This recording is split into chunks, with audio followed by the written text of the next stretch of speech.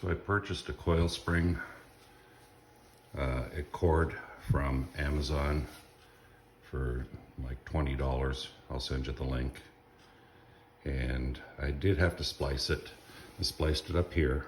I cut the router cord, saved it, as it will wind up connecting back up to this plug here. But I spliced it in and then just using a zip tie to hold it up in here. I mounted the controller on the underside of the table because I didn't want to have dust and debris getting in with the fan, and all my wiring is tucked up underneath the table.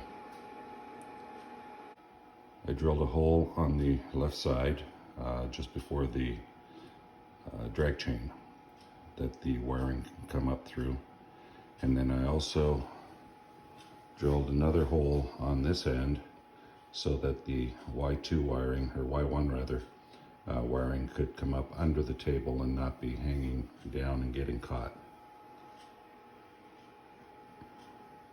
So I ordered the wire extensions from Onefinity and purchased this drag chain from Amazon as well, and ran the wiring up from under the table for X and Z and through the drag chain and then back up so it makes the connections.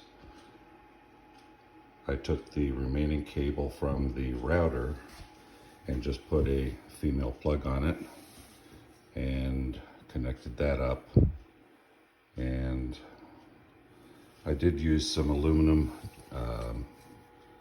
cheap aluminum angle bars rather, that just created a track for the drag chain.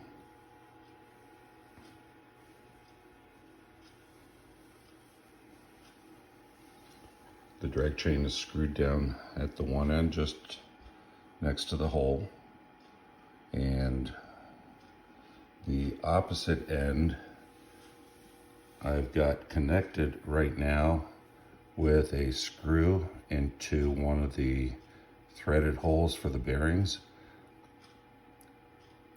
I've actually have a part on order. It's a 3D printed part from Greg DeMont, which will actually clip in to one of the holes. I didn't like the bracket that comes with the Onefinity mounted to the Y-rail.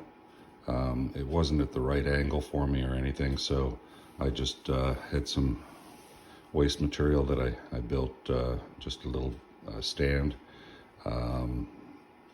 That way, if the screen happens to fall, it would fall onto the table and not onto the floor. The other thing I did was I purchased a USB hub, so I'm not having to crawl underneath the table to plug in my USB. And it's got 4 ports on it, which is more than I need, but you know, for $5 at Menards, it works great.